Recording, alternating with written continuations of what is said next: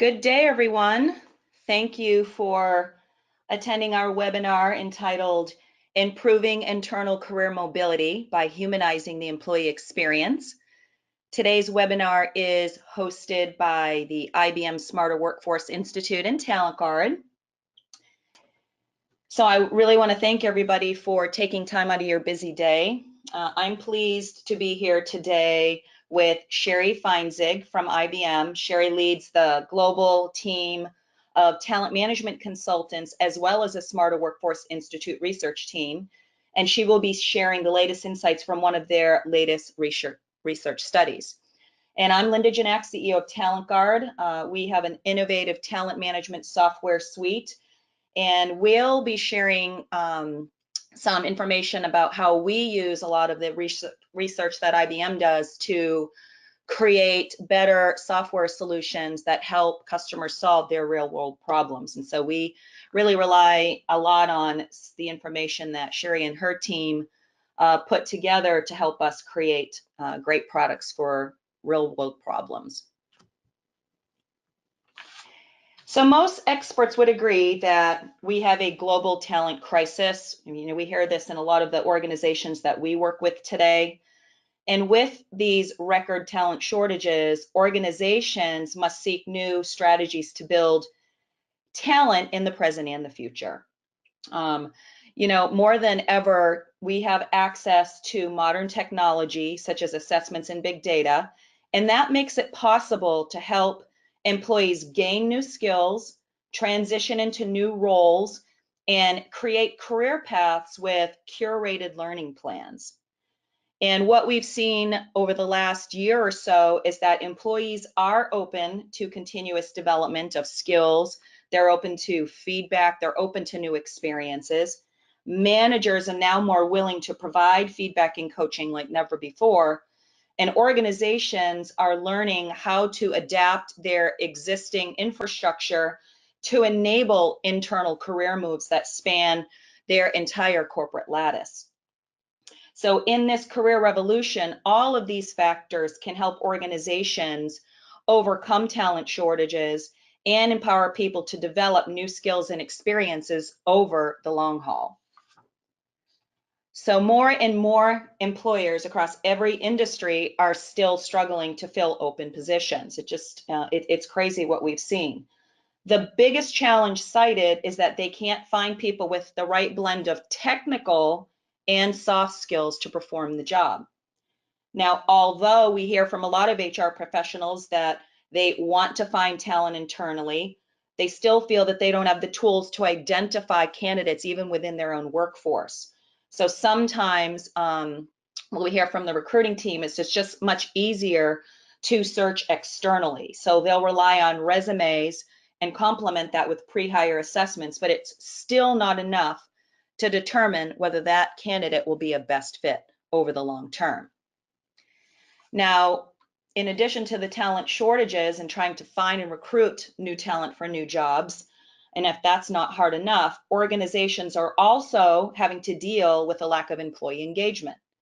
In an IBM research study, they cited an alarming 62% would be willing to take a new job. 16% of those are actively looking, and about 46% would be willing to jump ship if the right opportunity came their way.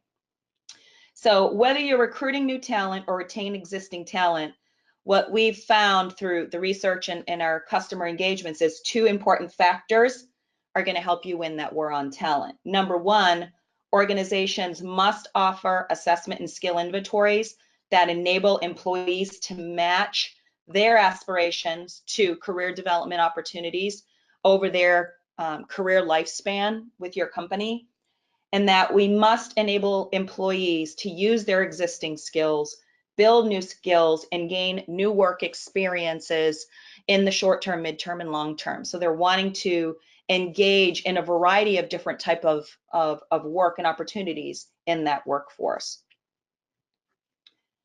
So organizations are now re-examining their employees' experience at work and are seeking new paths to enhance job satisfaction and improved competitive advantage.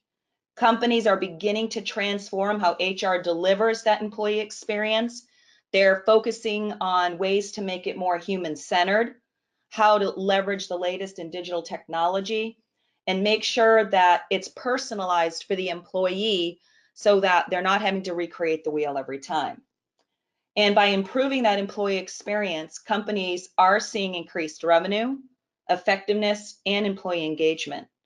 I'm now going to invite Sheri to share some key research insights that may help you improve your career mobility programs. Great, Sheri? thank you, Linda, and thanks everyone for joining us today. So I'm going to touch on a few different studies during the session today, and let me start with the topic of employee experience. Beginning with exactly what is employee experience? What do we mean by it?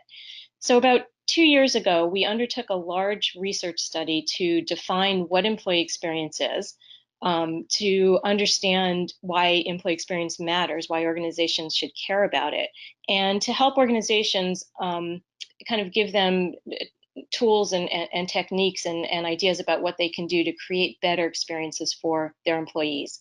So through a rigorous research process, we started with a thorough literature review. We didn't want to reinvent the wheel, so decades of solid research out there related to this topic.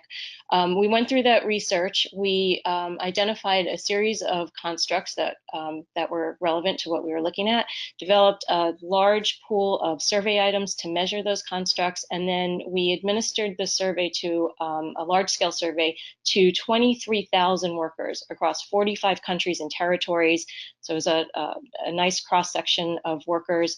And then we did a series of statistical analyses. And through all of that work, we identified 5 key dimensions that make up the employee experience. So number one is having a sense of belonging. So feeling that you're part of a team or an organization, something that's larger than yourself. Having a sense of purpose, understanding why the work that you do is important, why it makes a difference. Having a sense of achievement or accomplishment from your work. So knowing that you're doing good work, you're working hard, and again, what you're doing matters. Also, just having a sense of happiness, a pleasant feeling that you get from your work and the work environment. And finally, and this idea around vigor or energy, when you actually feel energized as opposed to drained from your work. And we found that these feelings, these perceptions, all result from the various experiences and interactions that people have at work, and that in fact, these perceptions really do make a difference. So our research also looked at the relationship between a positive employee experience and a series of outcomes. And what we found is that employees who have more positive experiences at work are much more likely to perform better, to exert discretionary effort or go above and beyond their basic job requirements, and they're much less likely to want to quit their jobs. And we also went further. We wanted to not just look at employee opinions, but also hard financial outcome metrics. So we looked at publicly reported financial measures, specifically return on sales and return on assets. And we found that companies where employees reported a more positive experience at work showed more positive financial results. There was a significant positive correlation there. So we do believe that, that there's really something here to this idea of employee experience, and that employees, organizations should take it seriously. So on the next slide, we wanted to talk about, well, what is it that organizations can do to create better experiences for their workers? And so as part of this research, we identified a series of workplace practices that we found are strongly related to positive employee experiences. So these include things like establishing a sense of trust in the organization. And how do organizations do this? When their leaders are behaving ethically and the employees see that. When their leaders can create a credible vision of the organization's future. Also fostering a culture of positive, supportive coworker relationships. So an environment where people actually help each other out, where they have each other's backs, as opposed to sort of a, more of a competitive type environment. When employees can understand that the work that they're doing is meaningful, and there are things that organizations do to help employees see the meaning in their work, that their work's connected to the organization's larger purpose, and also creating meaningful opportunities for employees during the course of their career. Recognition is also important, providing recognition for employees' contributions, as well as constructive developmental feedback. So the pats on the back, but also, you did this great, and here's what you need to do to get even better, as well as growth opportunities. So opportunities for people to further develop their skills in their careers. It's important to empower employees so that they can make decisions about the best way to get their work done, and also showing them that their voices matter, that you hear what they have to say, and that their suggestions and ideas are acted upon. And also providing flexibility to help people manage their work and their non-work activities, as well as giving them an opportunity to kind of disconnect from work and recharge so they can come back more energized. And all of this, it happens with the right manager and leadership behaviors to make sure that these types of organizational practices can happen. So the next thing that we wanted to do with the research is to look at the relative contributions of these various employee experience drivers. And we did further statistical analysis. And what we found across the board, regardless of how we cut the data, is that the strongest contributor to a positive employee experience is meaningful work. When we looked at the relative contribution, statistically, 27% of the variance in employee experience was actually accounted for by employees believing that their work was meaningful. If we look at the next tier of the drivers, where the next three are kind of equal contributors, growth kind of stands out for us as well as one of the key drivers. And so we're going to talk a little bit more about those two drivers, meaningful work and growth, during the course of the discussion today. So I'm going to turn now to another one of our studies from the Smarter Workforce Institute. And in this study, again, large-scale survey from workers across the world, we again see the importance of meaningful work and growth opportunities. And in this study, we were looking at reasons why people choose to stay in their jobs or to leave their organizations and look for new opportunities. And one of the cuts of the data that we did was specifically looking at high potential employees, so your most valuable workers. And among those workers, we found that nearly 3/4 of high potentials would actually choose to leave their job for a new opportunity that made better use of their existing skills. So using the skills that they bring to the table is really important. And similarly, about 3/4 of high potentials would leave for better career opportunities. So again, these highest value employees that you have working for you are really looking for jobs that both make good use of their existing skills and help them develop for the future. So how can organizations meet these needs and hold on to these valuable employees? Well, one somewhat obvious answer is better internal career mobility. And when we talk about internal mobility, what we're referring to are opportunities for your employees for their career growth and their development within the organization through a variety of different mechanisms. It could be lateral moves to a new job. It could be additional work assignments that they take on. And it could also be promotions to increase their levels of responsibility. So things that help them broaden their skills and to gain more responsibility. So let's look at the benefits of internal talent mobility. Why would organizations want to make an investment to better their employees' career opportunities? So another study that we conducted recently, this one was where we surveyed a sample of HR professionals. So this is getting the HR perspective. This study showed that internal mobility provides a variety of benefits for employees as well as the organization. So what's really nice about internal mobility is it's not one of those situations or an organizational investment where it's a trade-off. Either you're going to help your employees or you're going to help the organization. This really is a win-win type of scenario. So from the employee perspective, our HR participants, 80 to 90% of them believe that increasing internal mobility would improve employees' career satisfaction. It would help to retain employees, and you'd have a better fit of your employees with the organizational culture. These are folks who already work for you. You know they already fit well with the organization.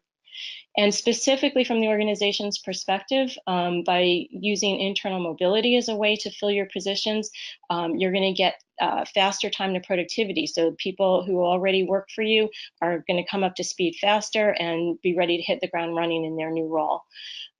Your recruiting costs are going to be lower, and you're going to fill your open positions faster. And we know that these are top priorities for organizations in terms of recruiting. I also want to point out that these findings are consistent with external research as well. So we asked HR practitioners for their perspective, but we've also looked at rigorous academic research from such notable researchers as Matthew Bidwell from the Wharton School at University of Pennsylvania, for example. One of his studies looked at internal hire cost and found that internals tend to be less costly relative to external hires. And other research also looked at performance. So I'm going to come back to this in a moment, but the external research suggests to us that internal hires actually perform better on average than external hires, particularly within their first 2 years. Now, I just want to, as a bit of an aside, say, we're not advocating that you should only be looking internally to fill your open positions. Certainly, there are many instances where you need specialized expertise that you can only get from the outside. If you want to bring in more diversity of perspective, more innovation into the team, clearly there is an important role for external hiring. But we do believe that internal hiring is often overlooked as a really great source of talent that meets, again, the organization's needs as well as the employee needs. So on the next slide, again, we've have pretty clear evidence that there's value to internal mobility. Our HR practitioners certainly recognize the importance. As you can see, 79% recognize that internal career mobility is important. However, when we ask them how happy they're doing in terms of their career mobility goals, they are not very satisfied. In fact, only 30% of our HR practitioners reported that they're happy with their organization's internal mobility, and of those, a mere 3% are very satisfied. So a lot of potential benefit, but a lot of opportunity for improvement as well. So our next question to our practitioners was, well, what's getting in your way? What are the challenges that are preventing you from meeting your goals? And we identified 5 common challenges, and these can be categorized as manager-related challenges, employee-related challenges, and a lack of strategic alignment. So on the manager side, nearly 60% of our HR practitioners surveyed indicated that managers in their organization are unwilling to recommend people for new opportunities. And as a manager myself, I can understand this and relate to this. You've got good people, you've got work to do, and you don't want to lose those people. But if you kind of step back and look at the big picture and think about some of the statistics we talked about earlier, your good people, if they're not getting the opportunities that they're looking for, they're going to leave anyway. And I'd much rather keep those skills within the organization than lose them externally. But that is a bit of a persistent view, according to the practitioners that we surveyed. Also, a large percentage of managers believe that external hires are actually better than internal, but as we pointed out from the academic research, that is often not the case. In fact, the opposite is often true, so a bit of a misperception there. From the employee perspective, about half of our HR participants believe that their employees don't have visibility to internal opportunities. So how can they pursue something if they don't know what's out there? And of course, if their managers are not kind of pushing them to look for opportunities, those sort of go hand in hand. And then a large percentage, again, say that their employees are not encouraged to look for those opportunities. And then finally, 58% of our participants report that talent mobility is not aligned with their organization's business strategy. So if you don't have that strategic alignment, it's very unlikely that you're going to have the leadership support that you need to really encourage a culture of internal mobility within your organization. And with that, I will turn it back to Linda, who's going to talk more about why it's important to improve internal mobility and, very importantly, how to do it. Linda? Thank you, Sheri. Thank you for sharing those insights with us. As you can see, many benefits exist for why you want to support an internal mobility program. And, of the research, as I was looking through all the different research reports that IBM produces, really boiled down to three key reasons for me. And I think the first and foremost is cost of a bad hire. Sheri and I were talking yesterday, and one of the stats that came up from one of their research reports was that 30 to 40% of HR personnel and managers wouldn't rehire if they had to do it all over again. So to me, that speaks volumes about developing the talent you already know and trust. Second, build talent from within when possible. I really think about today, if thinking about all the different competency assessments and psychometric and 360 reviews and analytics, and by having all of that information at your fingertips in a central location, we're better able to now curate learning paths for employees focused on personalized skills. And the third reason really is about better outcomes. I think there's always a suspicion that the grass is always greener. I know Matthew Bidwell said that also he's a Wharton professor. And he thinks that managers sometimes pay too much attention to the CV and get excited about let's playing a deal than spending that time getting to know the employees and learning how to coach them to higher levels of performance, which I believe also, as Sheri said, if we can focus on that internal employee, they have significantly better performance for the first 2 years as opposed to external candidates. So, I really think that those reasons are some of the catalysts of why an internal mobility program is right at the right time now. So, what is the right answer? What can your organization do to better support mobility? In other words, when I think about mobility, I'm thinking a little bit beyond just the career ladder up or the career lattice across and down. I'm not just thinking about full-time or part-time, which I think most of the time our HR personnel and managers are focused on. And I think sometimes employees are too focused on the job title. I think the new career models demand a new approach. And it's a way in which we need to start focusing on the experiences of the employees, things that emphasize new skills, improved knowledge, improved learning beyond what I would call the traditional job structure. So how important is this 21st century career shift to employees?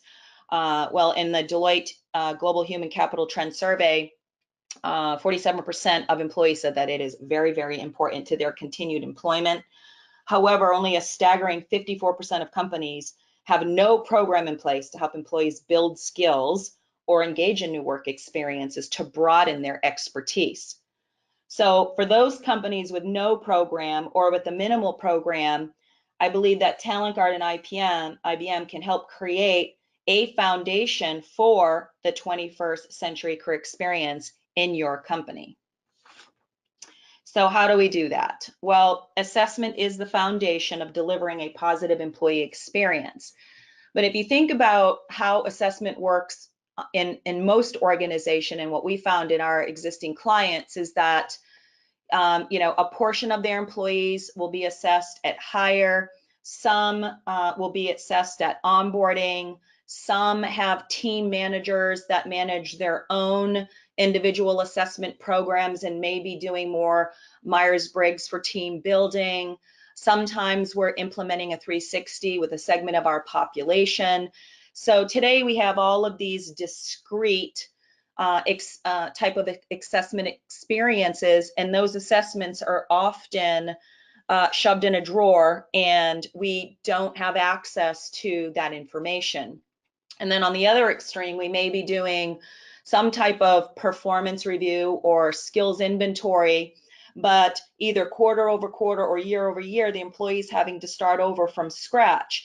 So it doesn't help build a transparent, seamless, continuous assessment process. So one of the things that TalentGuard really focused on is how do we get the assessment experience right? How can we deliver basically a quote unquote assessment center of competence where we can have a single experience for the employee and we can assess on multiple different factors like your job. So if I want to assess against my job, how can I do that seamlessly? if I want to assess beyond my job and add skills that I have gathered over the course of my entire career, how can I do that and make it still part of my core holistic employee talent profile? How can I share the type of experiences that I can bring to the table, especially if you're working in large consulting organizations where they're having to track their project-based work? How can I do that so that I can get placed on bigger, broader, and better projects? How can I share the qualifications that I have gained and the preferences? And when I think about preferences, we know that employees oftentimes have different types of transition over their career life cycle, when they're entering, when they're getting married, when they potentially are having children, when we have to take care of someone who's sick in our family. We might want to have a different type of velocity in our work style, as well as we're moving toward retirement. So how can I express those sorts of things that really appeal to me? Then we have the aspect of technical assessments. So how can I actually assess my employees against a certain technical skill like HTML5 to prove some aptitude that they have within a particular domain? And then we have the psychometric and the leadership type assessments. How can we bring that in as we are beginning to shift employees to higher levels of leaderships or higher grade levels where all that data can now interact with one another so that we're collecting data and insights in a specific location that can all be used for various types of outputs, whether the employee is being matched against a particular career or whether HR is pulling talent insights to help identify talent that they need for certain jobs to fill certain positions as they continue to expand. So assessment is a really key component of that. And I think that between TalentGuard and IBM, and we integrate a lot of IBM's data, not only for the talent frameworks, but for their technical assessments and leadership as well, to bring that holistic experience together and to create that one single view of the employee at that particular time.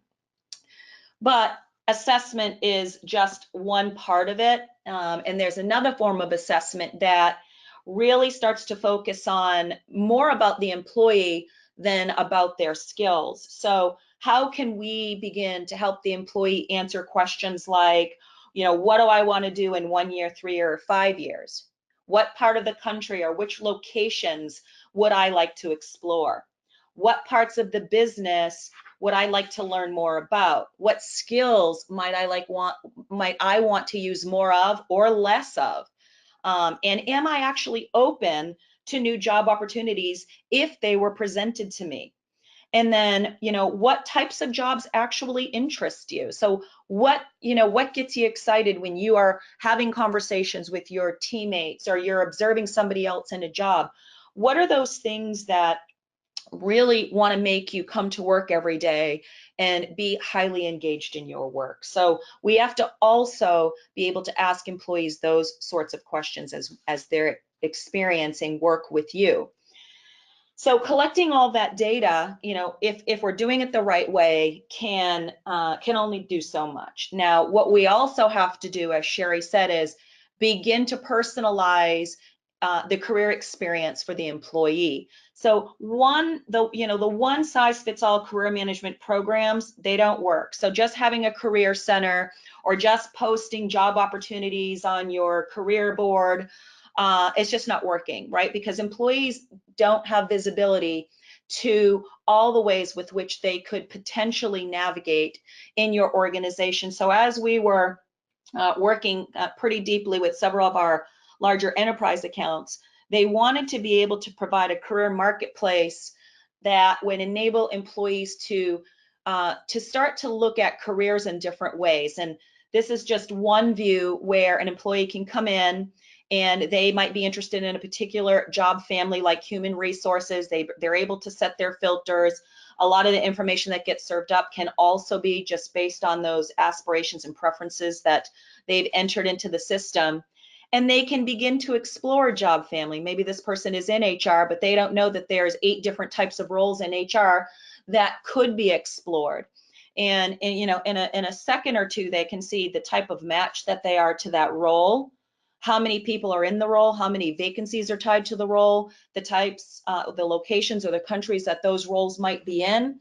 So it gives them a quick view into a way for them to start to drill into the areas that might be of great concern to them. So it provides more of an agile approach to traditional career management practices. When you think about the career marketplace, one of the conversations that we had, some pretty deep conversations with organizations, is that all experiences are not treated equally.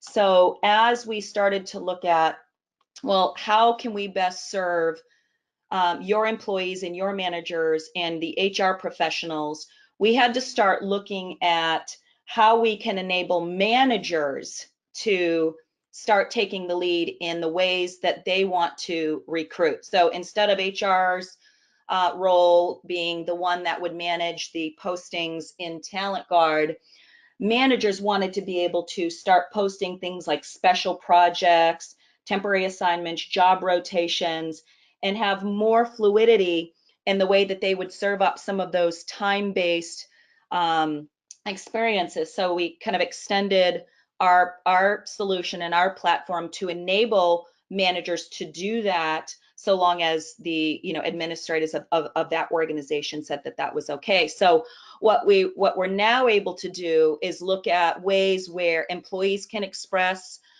whether they're interested in project-based work and rotations. Managers can post those sorts of opportunities, and they can all be searched upon and within our system. And not only that, as employees are expressing interests in those types of opportunities and they want to apply for those, then we can have an informal or a formal process by which the employee can raise their hand, and managers can then start to explore that employee's talent profile. So what do their assessments look like, and what are their interests and their aspirations, and what type of assignment could they do, sometimes above and beyond their existing job, sometimes in replace of. So really driving toward that gig economy and enabling that in the organization. But it didn't stop there. One of the things that we're looking at as well is how can we also enable an organization to maintain connections with their alumni, with their contingent workforce, with their contractors. And as Sheri said earlier, it's not just about the internal talent. We know oftentimes that you may have to go external and look beyond your internal marketplace to some external marketplace that leverages the different types of employees or transitionary workforce that you might have as well. So I think those are the two of the areas that TalentGuard has really focused on as a result of some of the research that Sheri has brought forward. And on the next slide, we also start to think about, well, how does an employee move beyond just looking at a particular career to one that has many years? How do you expose your your critical opportunities? How do we know what we want employees to focus on? Well, we have an opportunity that we can serve up the career canvas, and it's based on machine learning, and it can automatically recommend where employees should go, if a job is competitive, who's been down those paths before, and drive toward an intelligent approach that takes the guesswork out of employees having to figure out where they are or where they need to go. Now, we believe that it's very critical for employers to bridge the gap and recognize what it means in today's work environment. We want them to know that it is an accumulation of all kinds of experiences that facilitate the dynamic work experience. And there are certain foundations that need to be set in place in order for you to do that. One of those is making sure that you have your role definitions. And in our world, those role definitions can be developed by your organization. They can be a combination of what you've developed and what we deliver through IBM's talent frameworks. We want to make sure that we identify the type of experience that an employee would get out of engaging in an opportunity. Not only do we want to look at, like we said, something that might be short term, but How do you want to support that, that mobility internally? Do you want to support upward? Do you want to support lateral? And do you also want to support a deceleration?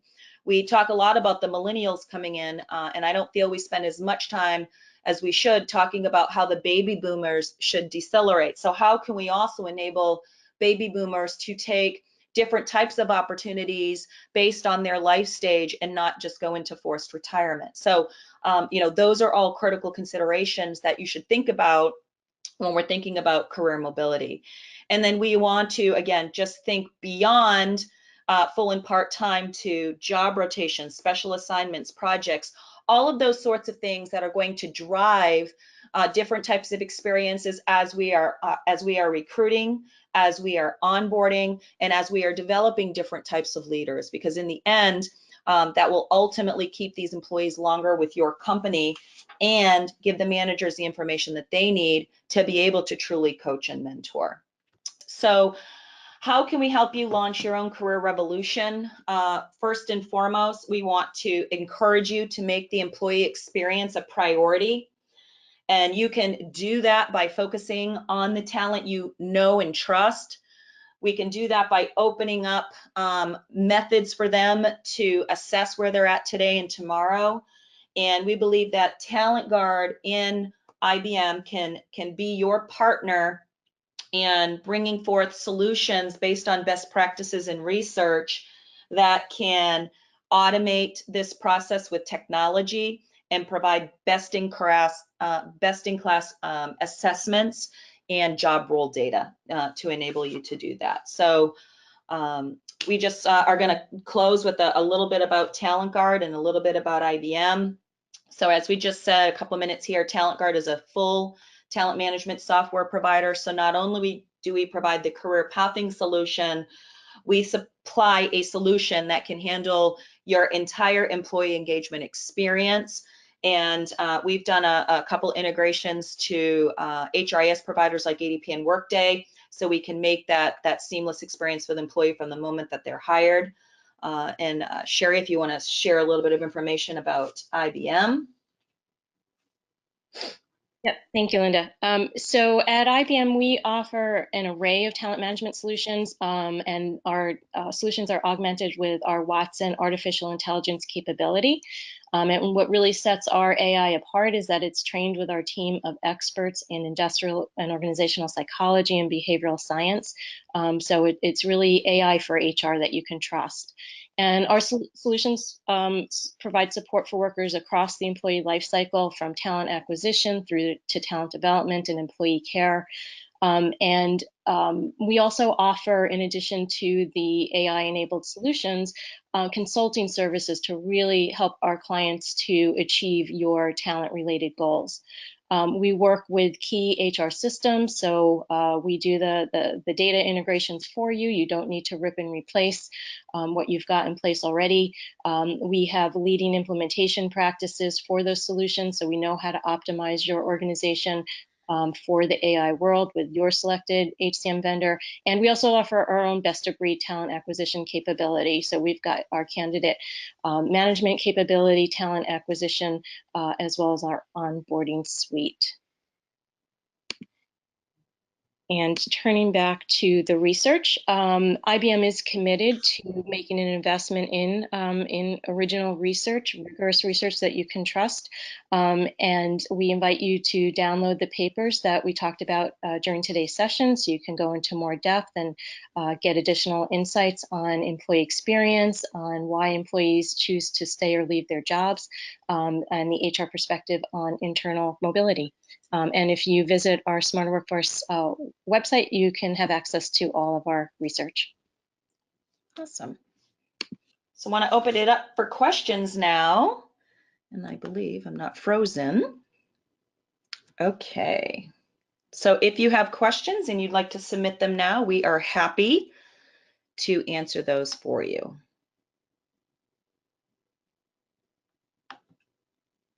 Okay, let's see. We've got a question in from Danella. Let me just read it here.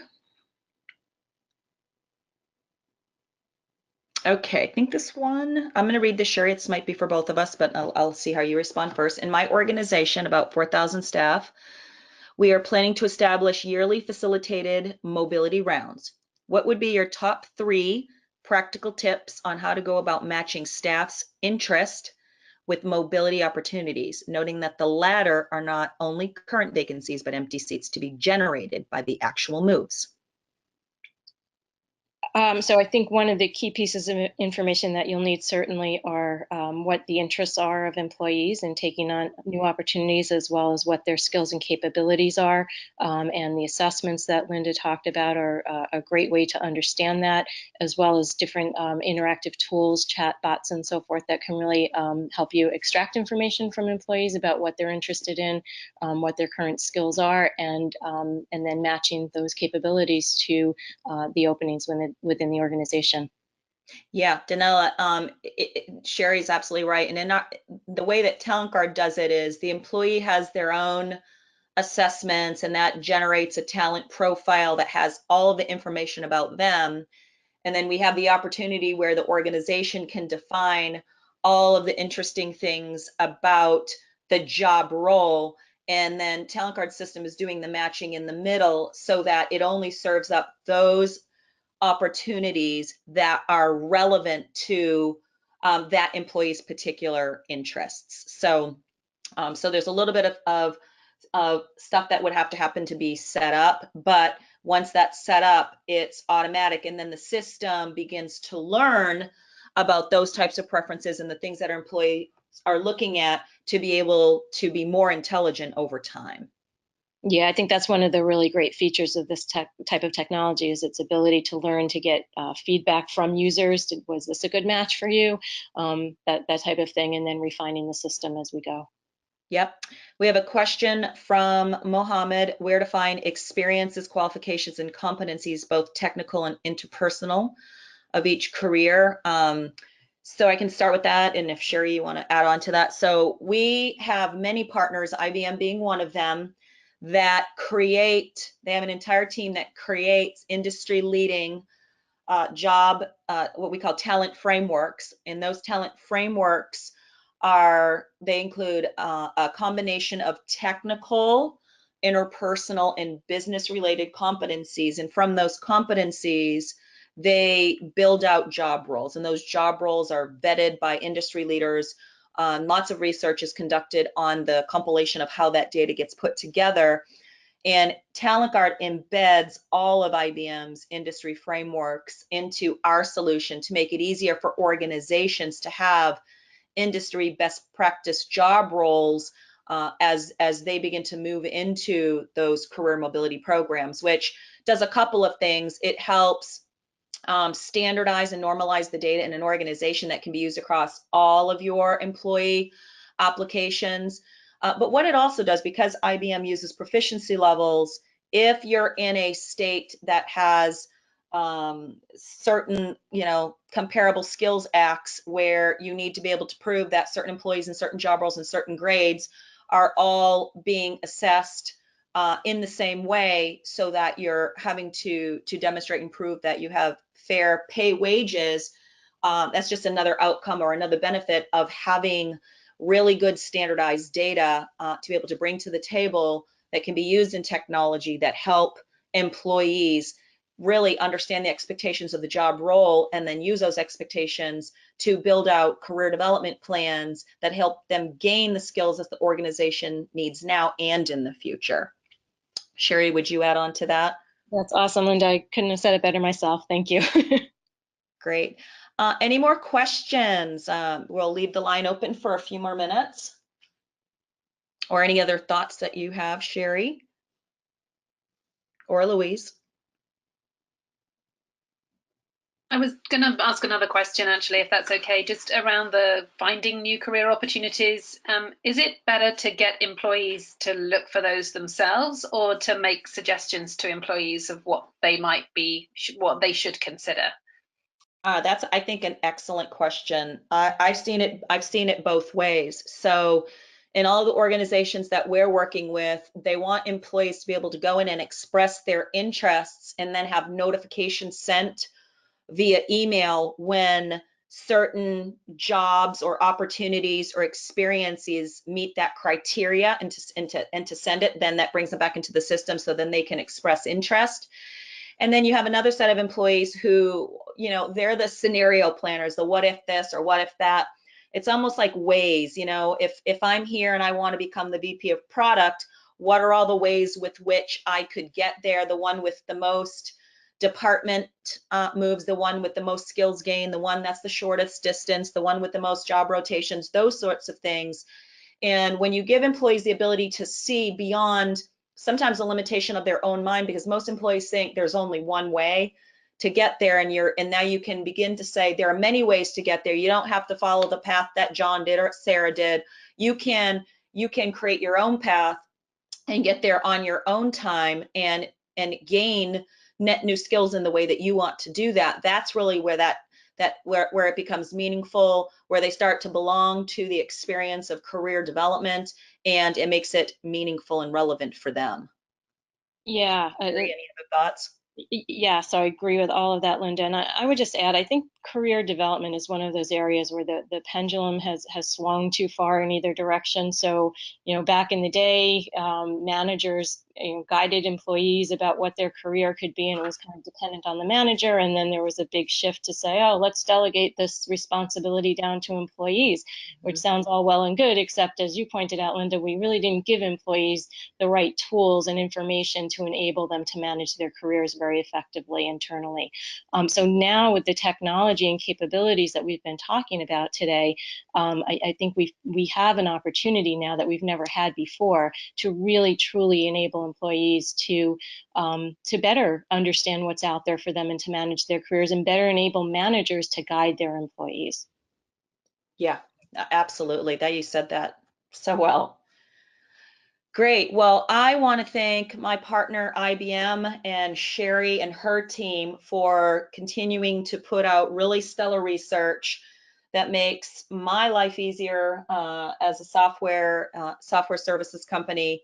And I'm sure that the clients that are reading this research helps them make really great decisions about what to do with their workforce. So without further ado, I think that we can call this a wrap. Thank you so much, Sheri and team, and I hope everybody has a terrific rest of your day. Thank you.